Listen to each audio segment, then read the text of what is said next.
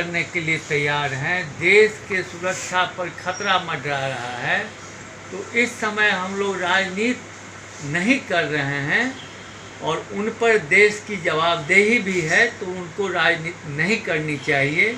जब हमारा खतरा ख़त्म होगा तो 62 से चाहें या 65 से चाहें, जो डिस्कशन करना है उसको कर लें, इसके लिए कोई परेशानी नहीं है। लेकिन आज उनको देश के लोगों से आग्रह करना चाहिए, सभी दल के लोगों से आग्रह करना चाहिए जो आज देश की सुरक्षा में सभी मिलकर लड़ें। मैं समझता हूँ जो सरकार के स्तर से इसमें कहीं न कहीं चूक हो रही है और उससे हमारा खतरा बढ़ता ही जा रहा है। आप लोग का स्वागत करते हैं और धन्यवाद देते हैं। इतना कम समय में आप इतने बड़े तादाद में यहाँ पधार गए, यह आपकी सक्रियता का द्योतक है। आप सभी जानते हैं कि आज चीन और भारत की सीमा पर क्या स्थिति है,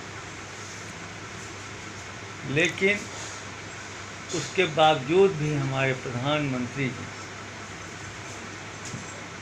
बार बार देश की जनता को झूठा संदेशा दे रहे हैं, जो हमारे देश का 1 इंची ज़मीन भी किसी के कब्जे में नहीं, और वहीं के रिपोर्ट समझिए, उनके पदाधिकारी समझिए, उनके अनुसार या आप लोग के चैनल के हिसाब से हमारे ज़मीन का बहुत बड़ा भूभाग आज भी चीन के कब्जे में है। यह दर्शाता है कि उनका चीन से क्या प्रेम है, उसको क्यों बचाने का प्रयास कर रहे हैं। और ये पहले से भी मालूम है कि गुजरात के मुख्यमंत्री के रूप में उन्होंने 4 बार, प्रधानमंत्री के रूप में 5 बार चीन की यात्रा की। आज भी जब वो बयान दे रहे थे तो चीन का नाम नहीं लिए, डोज बोले अंग्रेजी में।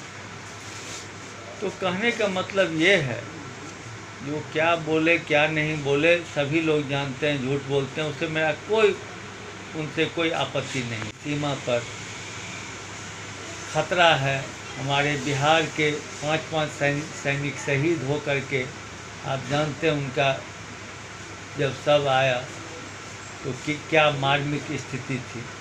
तो आज देश के लोगों को उनको सच बताना चाहिए और अपील करना चाहिए, जो चाहे कोई दल हो, चाहे यहाँ के नागरिक हों, आज देश की सुरक्षा के लिए एक हो करके उनको मदद की अपील करना चाहिए। और सब मदद करने के लिए तैयार हैं, हमारी नेता हों, यहाँ की जनता हों। ये हम लोग का इतिहास रहा है, जब भी हमारे कोई भी विपत्ति आती है देश पर, तो हम लोग एकत्रित होकर उसका सामना करते हैं। हमारे होम मिनिस्टर जी का क्या बयान है, वो कहते हैं जब हम 62 से ही विरोधी दल के लोगों से 2-2 हाथ करने के लिए तैयार हैं। हम आज उनसे हाथ मिलाने के लिए तैयार हैं और वो 2-2 हाथ करने के लिए तैयार हैं। हम आज कहते हैं चीनी के सामान का बहिष्कार करना चाहिए, उनके पुत्र जो हैं वो कहते हैं जो हम अपना एग्रीमेंट चीन से कैंसिल ही नहीं करें।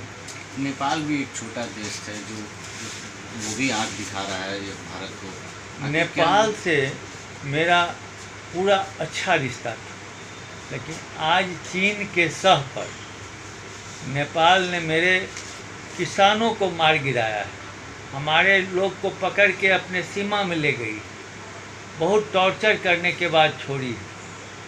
ये बात तो आप छोड़ दीजिए, नेपाल मिथिलांचल के बगल में है और वहाँ के लोगों से बेटी और रोटी का रिश्ता था नेपाल का। अगर कोई बिहार की शादी कर लेती थी तो 1 दिन के अंदर में उसको नागरिकता मिलती थी। और आज चीन के सह पर उसने 5 दिन पहले उस नियम को संशोधित करके 7 साल उसका टर्म बढ़ा दिया। हमारा जो बांध है, सुरक्षा बांध, वो इस टाइम में रिसने लगता है, टूटने पर उसका खतरा उत्पन्न होता है, लेकिन उसने उसका रिपेयर करने से मुझे मना कर दिया, जिससे कि मेरे लाखों आदमी इससे तबाही के कगार पर पहुंच जाएंगे। तो जितना टॉर्चर हो सकता है नेपाल से, जितना वो हमको उत्पात कर सकता है एक छोटा देश, वो चीन के सह पर कर रहा है। और आज हमारी आवश्यकता है सबों को मिल के लड़ने की। तो प्रधानमंत्री जी झूठ बोल रहे हैं और गृह मंत्री जी चुनौती दे रहे हैं।